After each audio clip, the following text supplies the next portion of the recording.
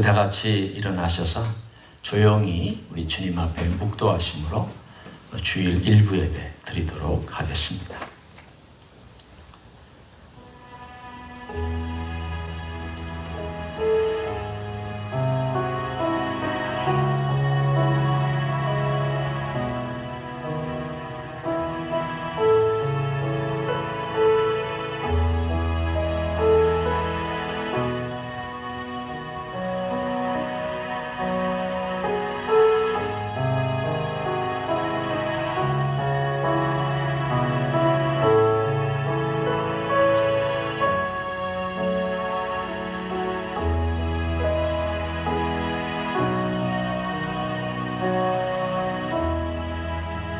우리 예배를 받으소서, 우리의 경배를 받으소서, 우리의 찬양과 기도를 받으소서. 하늘의 영광, 하늘의 거룩한 주님의 이름이 이 땅 위에 이 예배드리는 장소 위에 임하기를 원합니다. 예수님의 이름으로 기도하옵나이다. 아멘. 다 같이 찬송가 15장 찬송하시겠습니다.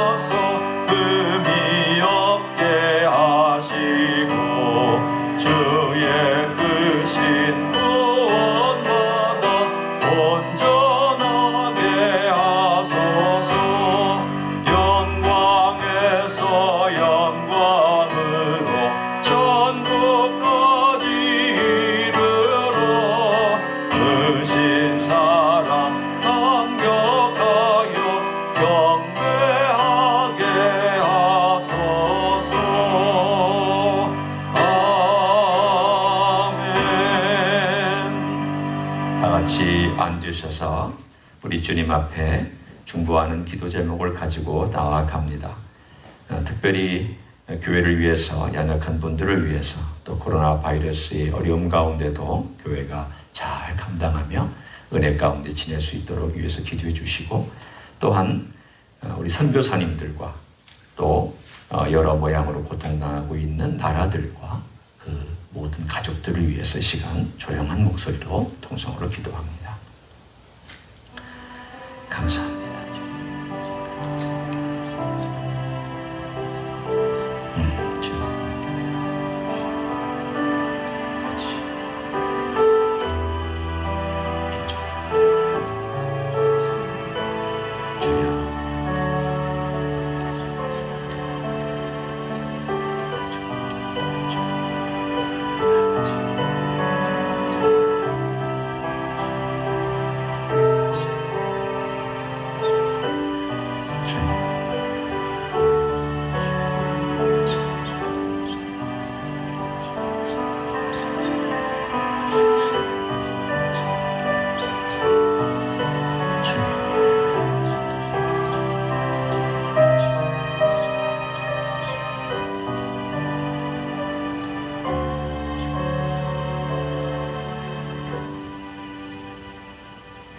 이 모든 기도의 제목을 사랑이 많으신 예수님의 이름으로 기도하옵나이다. 아멘. 우리의 신앙을 사도신경으로 고백하시겠습니다. 전능하사 천지를 만드신 하나님 아버지를 내가 믿사오며 그 외아들 우리 주 예수 그리스도를 믿사오니 이는 성령으로 잉태하사 동정녀 마리아에게 나시고 본디오 빌라도에게 고난을 받으사 십자가에 못 박혀 죽으시고 장사한 지 사흘 만에 죽은 자 가운데서 다시 살아나시며 하늘에 오르사 전능하신 하나님 우편에 앉아 계시다가 저리로서 산자와 죽은 자를 심판하러 오시리라.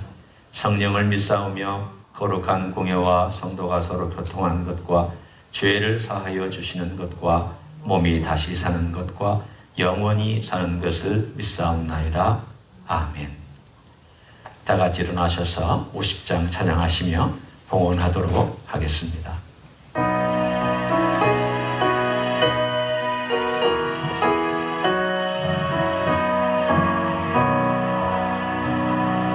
내게 있는 모든 것을 아낌없이 드리니 사랑하고 의지하며 주만 따라 살리라.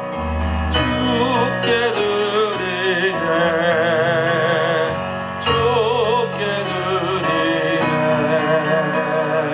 사랑하는 그 주 앞에 모두 드리네. 기도하겠습니다. 하나님 아버지 감사드립니다. 우리가 이곳에 와서 예배드릴 수 있는 것 감사하오며 또 집에서도 예배드릴 수 있는 것 감사를 드립니다. 하늘에서 통치하시고 우리 예배를 받으시는 주님께 예물을 올려드립니다. 주님의 나라가 이 땅 위에 임하며 또한 앞으로 임할 주님의 나라를 기대하며 예물을 바칩니다. 주님의 뜻을 이루는 일에 이 예물을 사용하여 주시옵소서. 드리는 손길들을 기억하옵소서. 주님 앞에 순종하는 마음으로 드리는 11조와 그리고 감사 헌금과 다양한 예물들과 선교 헌금과 주님의 영광을 위하여 드리는 모든 우리의 헌신과 귀한 것들을 받으시고 흠양하여 주시옵소서. 주님의 뜻이 이 땅에 이루어지는 데에 우리의 몸도 사용되며 가족이 사용되며 우리의 자녀들도 주님께서 사용하여 주시옵소서. 감사드립니다. 예수님의 이름으로 기도하옵나이다. 아멘. 앉으시겠습니다.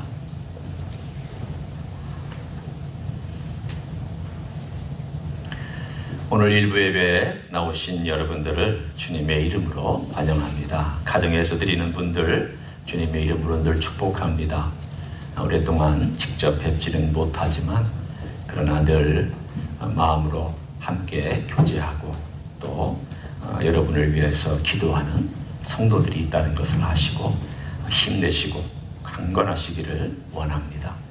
몇 가지 광고, 우리가 이미 주보에 있는 광고지만 드립니다. 1부, 2부 계속해서 우리가 드리기 원하고 이전과 같이 집에서 11시, 오늘 10시 반 11시에 예배를 영상으로 드릴 수 있습니다. 새벽 기도회 정상으로 진행합니다. 나가기 원하시는 분들 마스크 쓰시고 참여하시면 됩니다. 수요 예배 7월 1일부터 다시 시작하고 성찬식 7월 5일 주일부터 정상적으로 시작합니다. 저희가 조심을 해야 되기 때문에 일회용 성찬식 떡과 또 잔을 사용해서 저희가 지금 이제 주문을 해서 하려고 합니다. 만일 혹시라도 날짜가 조금 늦게 도착한다면 둘째 주에 성찬식을 거행할 수도 있습니다. 저희가 그 모든 일정에 대해서 혹시라도 급하게 되면 알려드리도록 하겠습니다. 계속해서 영적으로 늘 깨어서 우리 주님께 나아가는 모든 종들이 되기를 원합니다. 우리 그냥 뭐 이렇게 섭섭하니까 앞뒤 보시고 그 자리에서 손이라도 좀 흔들어 주시고 인사라도 좀 복례라도 그렇게 해주시면 좋겠습니다. 주님의 이름으로 환영하고 축복합니다. 잘 오셨습니다. 하나님 아버지의 말씀은 하박국서 2장입니다.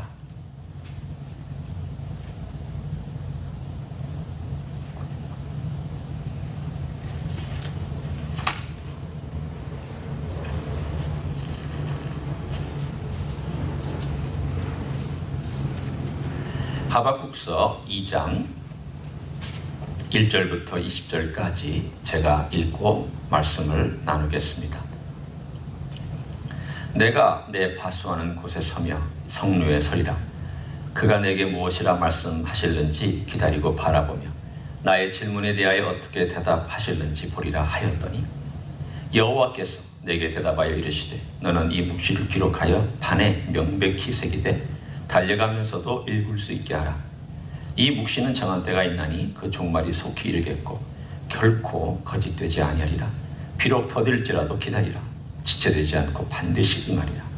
보라, 그의 마음은 교만하며 그 속에 정직하지 못하나 의인 그의 믿음으로 말미암아 살리라.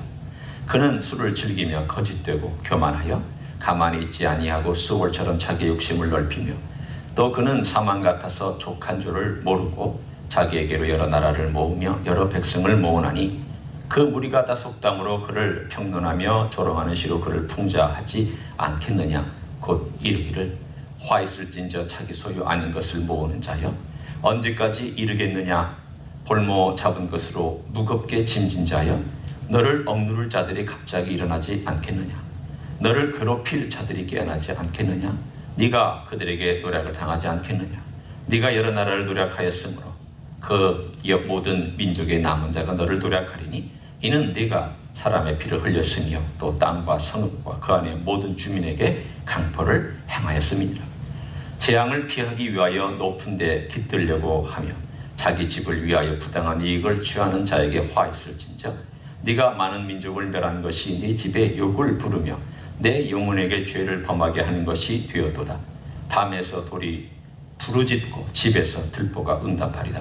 피로 성읍을 건설하며 불의로 성을 건축하는 자에게 화했을진저 민족들이 불탈 것으로 수고하는 것과 나라들이 헛된 일로 피곤하게 되는 것이 만군의 여호와께로 말미암음이 아니냐. 이는 물이 바다를 덮음같이 여호와의 영광을 인정하는 것이 세상에 가득함이니라. 이웃에게 술을 마시게 하되 자기의 분노를 더하여 그에게 취하게 하고 그 하체를 드러내려 하는 자에게 화있을진저 네게 영광이 아니요 수치가 가득한 즉 너도 마시고 너의 할례받지 아니한 것을 드러내라. 여호와의 오른손의 잔이 네게로 돌아올 것이라. 더러운 욕이 내 영광을 가리리라. 이는 네가 레바논에 강포를 행한 것과 짐승을 죽인 것 곧 사람의 피를 흘리며 땅과 성읍과 그 아래 모든 주민에게 강포를 행한 것이 네게로 돌아오리라. 새긴 우상은 그 새겨 만든 자에게 무엇이 유익하겠느냐. 부어 만든 우상은 거짓 스승이라. 만든 자가 이 말하지 못하는 우상을 의지하니 무엇이 유익하겠느냐. 나무에게 깨라 하며 말하지 못하는 돌에게 일어나라 하는 자에게 화 있을진저 그것이 교훈을 베풀겠느냐. 보라, 이는 금과 은으로 입힌 것인즉 그 속에는 생기가 도무지 없느니라. 오직 여호와는 그 성전에 계시니 온 땅은 그 앞에서 잠잠할지니라 하시니라. 아멘. 세상에서 제일 하기 어려운 일 3가지가 무엇입니까? 어떤 사람이 그 질문을 받더니 이렇게 대답을 했습니다. 세상에서 제일 하기 어려운 일, 첫 번째, 1등 하는 일이 어렵습니다. 아마도 이 사람은 1등 하는 일이 제일 어려워서 공부를 좀 안 했나 봅니다. 두 번째는 돈 버는 일이 그렇게 어렵습니다. 돈 버는 일 쉽지 않죠. 그런데 세 번째, 이것은 공감이 됩니다. 누군가를 사랑하는 일. 이게 정말 세상에서 제일 어려운 일입니다. 첫 번째, 두 번째야 의견이 다를 수 있지만 그리스도인을 포함한 모든 사람들에게 있어서 제일 하기 어려운 일 한 가지를 찾으라 한다면 누군가를 정말로 사랑하는 일이라 할 수 있습니다. 저에게 만약 어떤 분이 당신이 이 세상에서 하기 제일 어려운 일 3가지가 무엇입니까? 라고 묻는다면 저는 첫 번째로 누군가를 사랑하는 일, 그리고 믿음대로 사는 일, 세 번째로 침묵하는 일, 이게 제일 어렵다고 말할 것입니다. 목사로서 침묵하는 것 쉽지 않습니다. 특별히 그리스도인들도 침묵하는 것 참 어렵습니다. 그래서 옛날에 그런 우스갯소리가 있지 않습니까? 그리스도인이 물에 빠져서 몸은 뜨는데 가만히 보니까 입이 안 뜨고 있어서 봤더니 저 물 아래에서 물고기하고 이야기하고 있었더라고요. 그러니까 얼마나 이야기하는 걸 좋아하면 그런 말을 지어냈겠습니까? 그만큼 우리는 너무 많은 것을 알고 너무 많은 것을 들었고 너무 많은 판단을 갖고 있습니다. 쉽게 정죄하기도 하고 쉽게 판가름합니다. 옳다, 그르다, 틀렸다, 맞다, 아니다, 기다. 우리가 그런 빠른 판단을 해버릴 때에 우리는 자칫 실수할 때가 참 많습니다. 내가 그때 너무 빨랐어. 내가 그때 그 사람을 너무 몰랐어. 그 사람의 사정을 알아보지도 않고 몇 가지 그냥 눈에 보이는 만 가지고 너무 쉽게 판단해버렸어. 참 내가 너무 경솔했지. 우리는 그런 경험들을 참 많이 갖습니다. 그런데 조그마한 인간관계, 내 앞에서 왔다 갔다 하는 사람들과 관계에서도 우리는 그렇게 자칫 실수를 하는데 이게 좀 스케일이 커지면 어떻게 될까요? 도무지 감당이 안 됩니다. 오늘 이 하박국이 다루고 있는 문제는 조그마한 스케일이 아닙니다. 이건 굉장한 큰 스케일의 이야기를 다루고 있습니다. 그 스케일조차 악이라고 하는 큰 주제의 스케일을 다루고 있습니다. 그러니 어느 게 악이고 어느 게 선인지, 그리고 이 악이 또 어떻게 되는 건지, 그 출발은 뭐며 과정은 어떻게 되며 결과는 뭔지에 대하여 사실 이 모든 것들이 우리의 지식과 이성과 판단의 범위를 훨씬 넘어서 있는 내용들입니다. 그런데 하박국은 감히 하나님께 그런 문제에 대해서 도전합니다. 하나님이 사회가 너무 악한데 손 안 대십니까? 하나님께서 말씀하셨습니다. 내가 손댄다. 그래서 내가 저 가장 강력한, 가장 잔인한 최악이라 할 수 있죠. 나라를 끌어다가 징계할 것이다. 그랬더니 하박국이 너무 마음에 안 들었습니다. 하나님 어떻게 최악을 가지고 그래도 하나님 백성인, 악하지만 하나님 백성인 백성을 그렇게 하실 수 있습니까? 하나님 방법이 마음에 안 듭니다. 그러면서 이 악을 쓰시는 하나님에 대해서 시시콜콜 알고 싶어 했습니다. 왜 하나님이 쓰셔야 되는가? 왜 이런 악한 민족을 일으키셔야 되는가? 왜 그런 최악의 민족과 그런 방법을 동원하셔야 되는가? 이걸 그냥 한 문장으로 얘기하면 하박국은 하나님께서 악을 사용하시는 그 이유, 그 악이 그렇게 사용하는 데 과정 가운데서 방법에 대한 불만, 그리고 결과가 어떻게 될지에 대한 것에 대한 의심, 이런 모든 내용에 대하여 사실은 하나님 아버지 앞에 딱 어깨를 버티고 성리에 올라가서 하나님께 도전하며 하나님 뭐라고 하시겠습니까? 내가 이렇게 말하는 거에 대해서 하나님 어떻게 대답을 해주시겠습니까? 라고 도전하고 있는 내용입니다. 참 우리의 부족한 인생 가지고 하나님께 대하여 도전할 때가 얼마나 많고, 심지어는 내가 도전하지 않는다 할지라도 쉽게 판단을 내려서 인간의 선과 악을 가릴 때가 얼마나 많습니다. 한번 가정해보죠. 만약 하나님께서 우리에게 선과 악을 알려주는 지혜를 주셨다고 가정해봅니다. 혹은 판단을 잘할 수 있다고 가정해봅니다. 그러면 그 사람은 어떻게 될까요? 제가 생각하기에는 아마 독재자가 될 것입니다. 너는 선해, 너는 악해, 너는 제거돼야 돼, 너는 보존돼야 돼. 그걸 누가 할까요? 알고 있는 내가 그것을 시행하려고 할 것입니다. 하나님께서 모든 선과 악을 다 희미하게 하셨다는 그런 의미는 아닙니다. 오늘의 주제는 그걸 다루는 것이 아니라 선과 악에 있는 모든 것을 섣불리 판단하는 내용에 대한 그 주제를 제가 지금 다루고 있습니다. 제가 봤던 2002년도에 한 영화 마이너리티 리포트라는 그런 영화가 있습니다. 좋아하는 배우 중에 하나 톰 크루즈가 주연을 했던 영화입니다. 그런데 이 영화 안에서의 주제는 범죄자를 미리 예측을 해서 사람을 보내서 그 범죄자를 처단하는 그러한 미래의 그 이야기를 다뤘던 내용입니다. 충분히 미래에 그럴 수도 있겠구나 라는 생각을 했습니다. 빅 브라더. 모든 것을 예측해서 악하다 그러면 제거해버립니다. 범죄자가 될 것 같다 그러면 없애버립니다. 그래서 사회를 선하게 만들려고 하는 시스템을 구축합니다. 이런 인간의 교만함이 사회를 가장 건강하게 만들 수 있을까요? 그렇지는 않을 것입니다. 오히려 빅브라더 같은 저자가 생기고 독재자가 생기고 그리고 사회를 더 비참하게 만들 수 있는 충분한 가능성을 갖고 있습니다. 차라리 하나님께서 말씀하시지 않는 것이 어쩌면 우리에게 좋을지 모릅니다.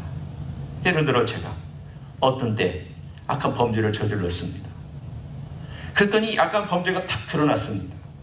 그러면 만약 빅브라더가 있다면 너는 제거 대상이야. 그러면 선과 악이 섞여 있는 인간이 어떻게 선한 것만 행하고 살며 누구는 또 악한 일만 행하고 살겠습니까?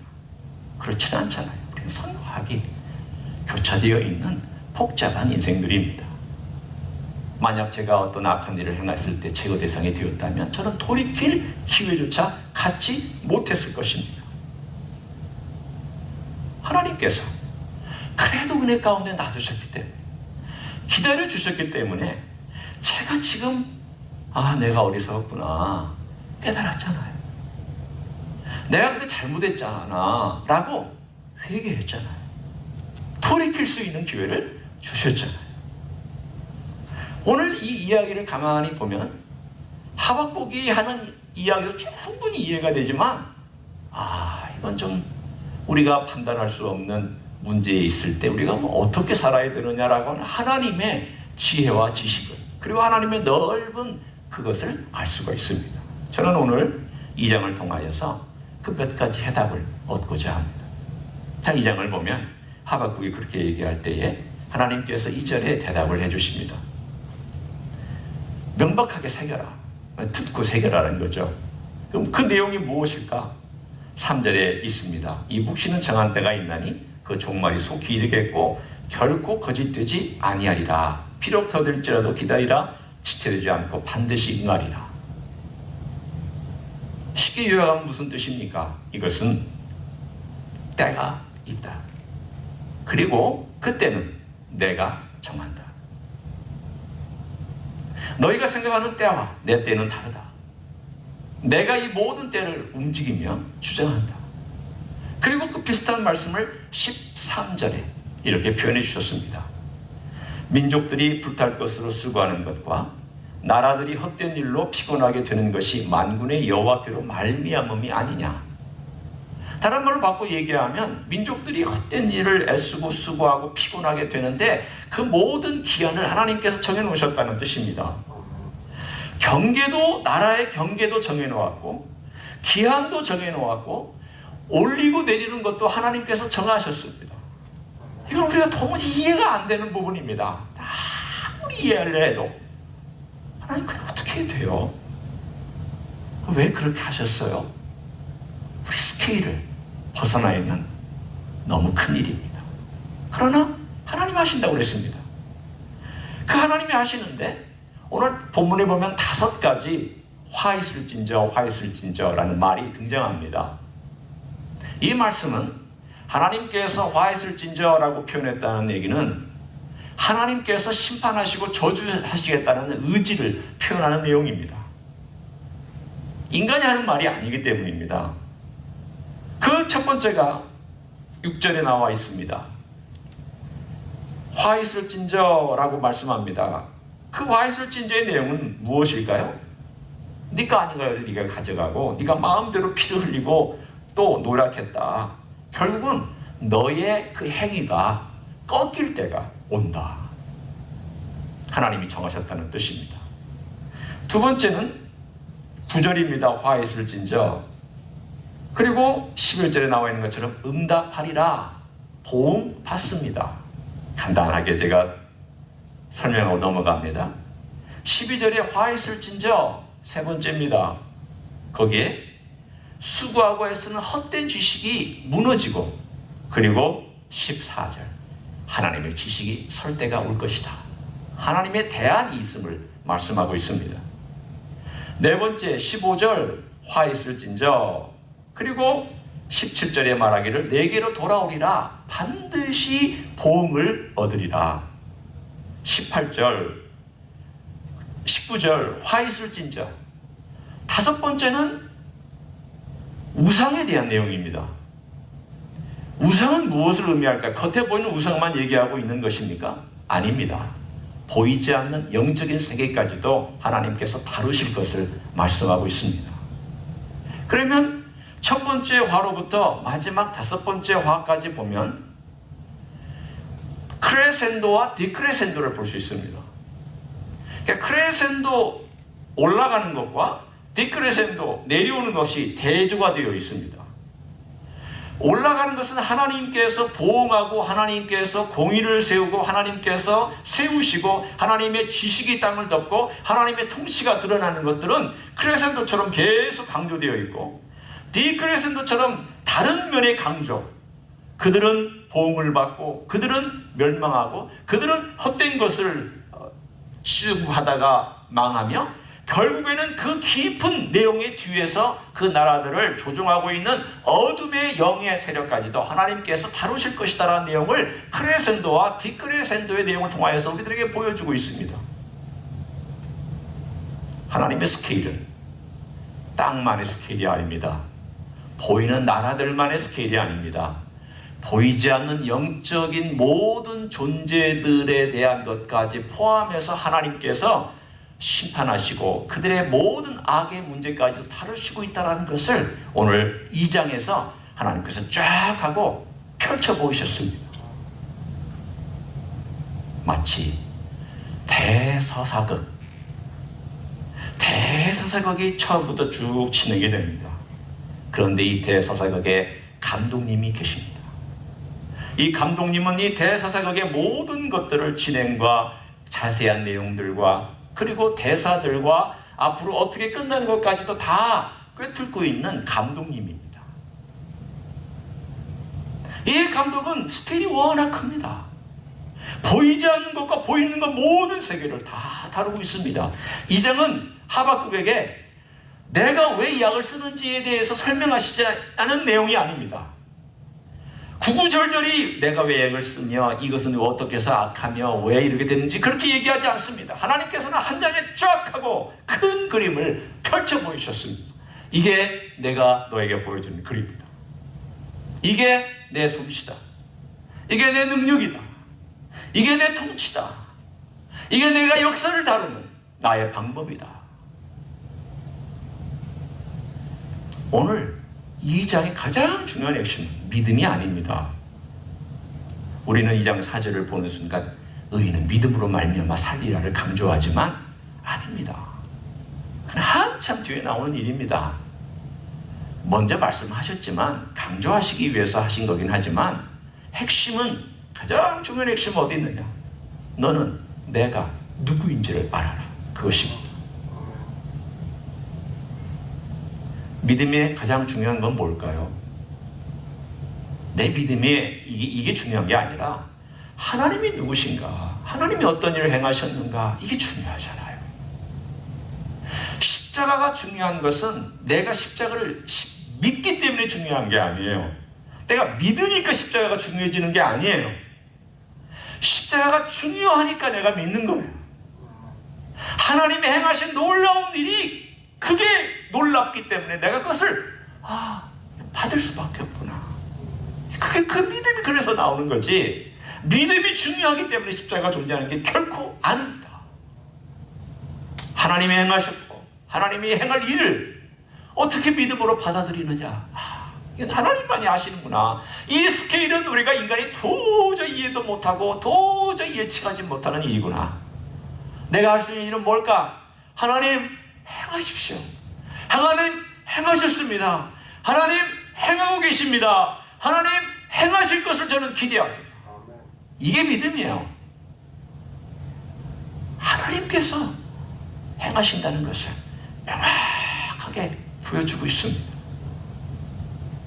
그래서 하박국이 3장으로 넘어갈 수 있는 발판이 2장에 그래서 있는 내용이죠. 그렇게 하나님께 말하고 하나님께 대들었던 하박국이 하나님 아버지 앞에 경배하는 자세로 넘어갈 수 있었던 것은 이건 내가 할 일이 아니구나. 이건 내가 이해하는 수준이 아니구나. 내가 이 어리석은 인간의 지혜를 가지고 함부로 하나님의 이러쿵 저러쿵 하십니까? 라고 제가 대들었구나 라는 것을 그때서야 깨달았습니다. 믿음의 가장 중요한 것은 하나님, 우리 주님이 어떤 일을 우리에게 행하셨느냐, 그분이 누구시냐, 이거 아는 거예요. 그래서 신약에도 의인은 믿음으로 말미암아 살리라라고 하는 것은 믿음이 중요한 것이 아니라 믿음의 대상이 어떤 일을 행하셨고 그분이 어떤 분이신가를 알고 믿는 게 중요하죠. 무턱대고 믿는 것은 믿음이 아닙니다. 그러나 두 번째, 이제 주님께서 우리에게 의인은 믿음으로 말미암아 살라고 말씀하신 가장 중요한 핵심 외에 두 번째 우리가 할 수 있는 것은 바로 20절에 나와 있는 내용입니다. 믿음은 잠잠한 것입니다. 바람과 파도도 주님 앞에 잠잠할 줄 압니다. 근데 문제는 인간은 잠잠할 줄을 모릅니다. 아마도 21세기 그리스도인에게 제일 어려운 것 중에 하나가 있다면 잠잠하는 것입니다. 성령님의 음성을 듣는 잠잠함이 나에게 있는가? 요즘 저에게 가장 큰 숙제, 제가 제일 붙잡고 있는, 그래서 앞으로 그것을 제 삶 가운데서 숙제로 알고 계속해서 하고 있는 한 가지 숙제, 제가 새벽 시간에 말씀을 나눈 적이 있습니다. 그것은 성령의 음성을 조용히 어떻게 들을 수 있느냐예요. 내가 어떻게 성령의 음성을 따라갈 수 있느냐? 저의 숙제. 왜? 조금만 있으면 소리 나는 것을 따라가고, 조금 있으면은 글을 읽으려고 그러고, 조금 있으면은 유튜브에 가려고 그러고, 조금 있으면 다른 것을 행하려고 하는 그런 것들로 인해서 잠잠하기가 어려운 세상에서 내 자신조차도 잠잠하지 않고 있기 때문에